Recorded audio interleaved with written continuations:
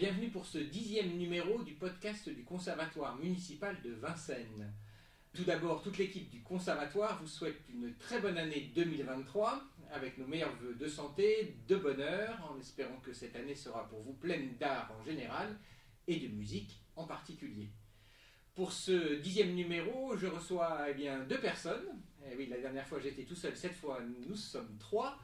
Et donc il y a Claire Rousset, professeure d'alto, Guillaume Lévy, professeur de piano. Et nous sommes tous les 3 ensemble pour vous parler du prochain Inouï de Vincennes qui aura lieu le mardi 10 janvier à 20h. Brahms et le lied romantique allemand. Bonjour Claire. Bonjour Vladimir. Bonjour Guillaume. Bonjour. Alors, pourquoi ce compositeur ?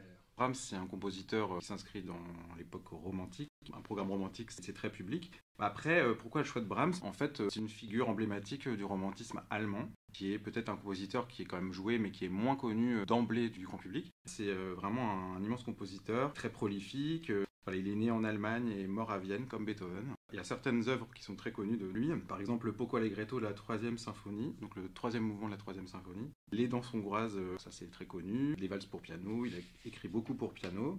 Et il y a une partie aussi de ses compositions qui consiste en la musique vocale.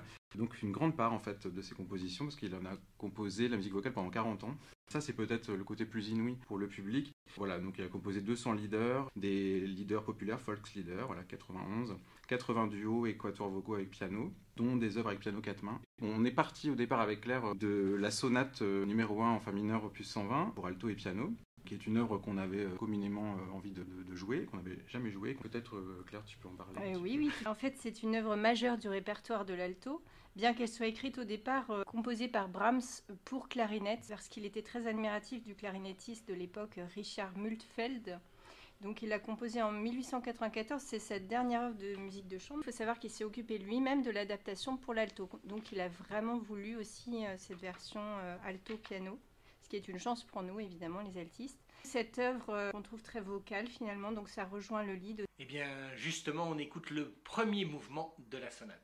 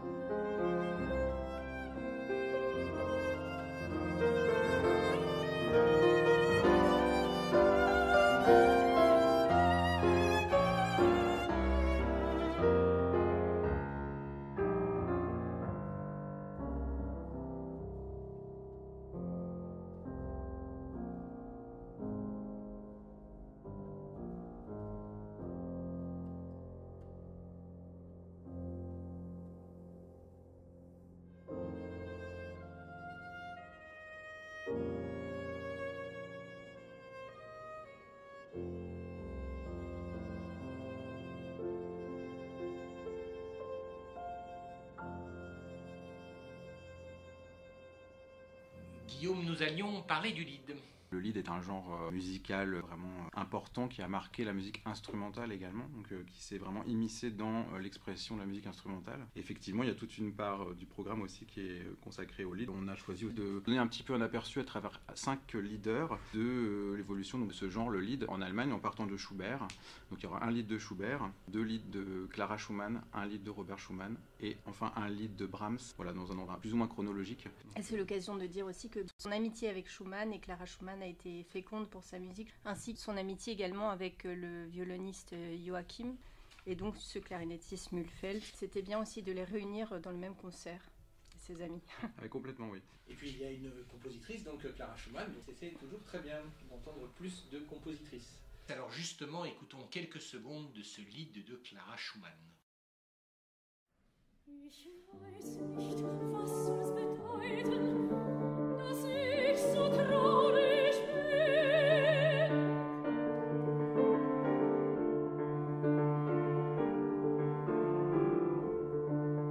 Ein Märchen aus alten Zeiten, das geht mir nicht aus dem Sinn.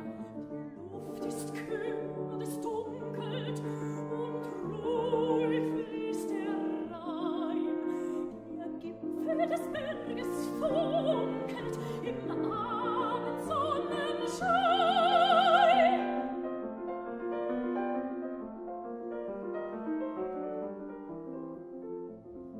Die schönste Jungfrau sitzet dort oben wunderbar.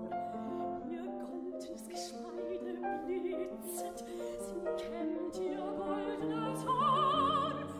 Sie kämmt es mit goldenem Kamme und singt ein Lied dabei.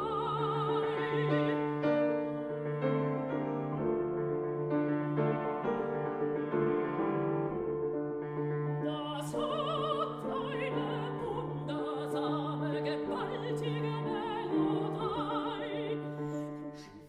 Die kleinen Schiffe, ergreift es mit ihrem Fuß.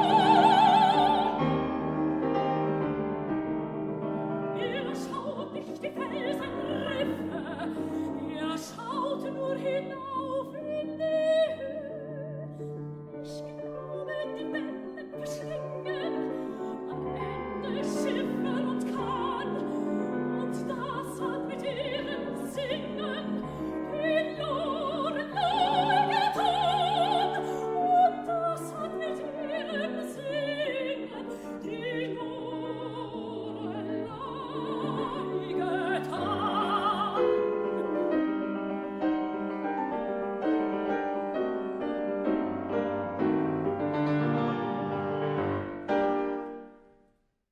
Alors Claire, comment s'est fait le choix de ces leads de Brahms ? Tout naturellement, s'est imposé à nous le choix des 2 leaders opus 91 qui sont pour une formation très originale, donc violon alto, piano et la voix d'alto, donc la tessiture alto qui est assez rare. Ils ont été composés en 1884. On a un diptyque. Le premier s'appelle Gestille Sehnsucht, Nostalgie apaisée en français, voilà, qui est sur un poème de Ruckert. De la même manière que Schumann avait aussi beaucoup mis en musique ce poète, c'est un poète allemand très connu. Là, on est dans les thèmes récurrents du romantisme. Donc là, l'homme seul face à la nature, sa nostalgie, ses tourments, etc. Donc là, il y a un subtil mélange de la voix d'alto avec l'instrument à cordes alto. Voilà, donc c'est vraiment assez étonnant comme ça se mélange vraiment parfaitement. Et le deuxième lead, Geistliches Wiegenlied, berceuse spirituelle, comme une berceuse enfant Jésus à la liturgie de Noël. Donc ça évoque plus le style du choral et la chanson populaire. On a aussi une double textualité avec à la fois le chant du lead, qui a son propre texte, et l'alto qui énonce, à la manière d'une ritournelle, la mélodie d'un vieux choral qui s'appelle Joseph Lieber Joseph Mein, qui date du XVIe siècle, en regard de la voix de contralto. C'est aussi pour ça qu'on a choisi les leaders avec voix d'alto, parce que c'est que ça se mélange comme deux voix, comme un duo. Ouais. Oui. Donc c'est proche de la voix humaine comme l'alto, sachant qu'il avait déjà composé également une rhapsodie pour contralto et orchestre, et donc il avait quand même un attachement particulier à cette voix grave pour femme. Voilà. Alors écoutons ce mélange si particulier entre alto et voix d'alto.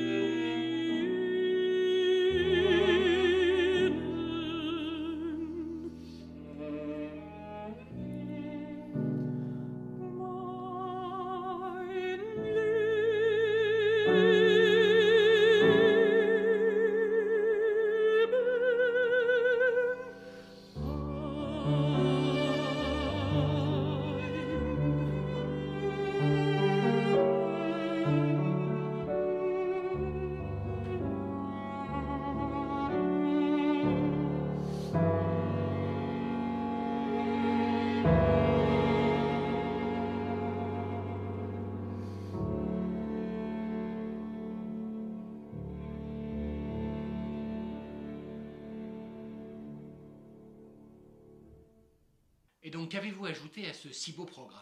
On a rajouté les danses hongroises à quatre mains. Oui, en c'est fait. vrai que les gens aiment bien l'entendre. Donc les danses hongroises, ça fait partie des œuvres qui sont les plus connues de Brahms. Et évidemment, il y a l'idée de danse, mais qui fait déjà partie de la musique de Brahms. On a aussi l'héritage de cette puissance du chant romantique dans les danses hongroises. C'était tout à fait en lien. Et donc on écoute tout de suite un extrait d'une des danses hongroises de Brahms.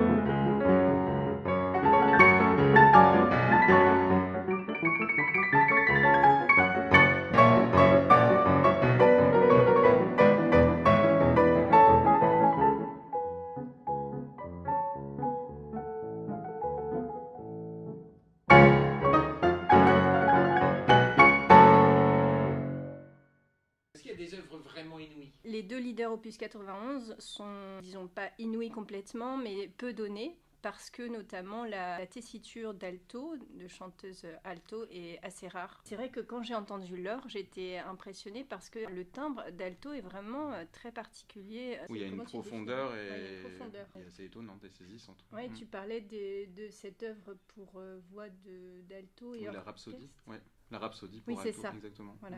Oui, c'est magnifique aussi. À écouter si vous êtes curieux. Alors pour finir, si on vient à ce concert, à quoi doit-on s'attendre?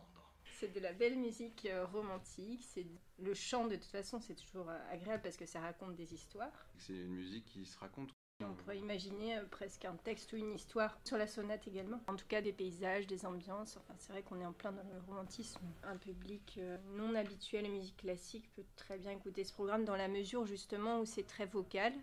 Donc ça parle au cœur directement, qu'on connaisse ou pas la musique. Et on a choisi vraiment des œuvres qui sont pleinement représentatives du romantisme, de tout ce que ça peut comporter, d'émotions, de contrastes, faire appel aux sentiments intérieurs de chacun. Voilà, donc c'est, je pense, ça parle à tout le monde, je pense. Oui. Quels sont les participants au concert, donc à part vous deux? Alors, donc on aura Laure Duguay contralto, membre du chœur de Radio France, Simon Zaoui et Melville Chapoutot en duo de quatre mains.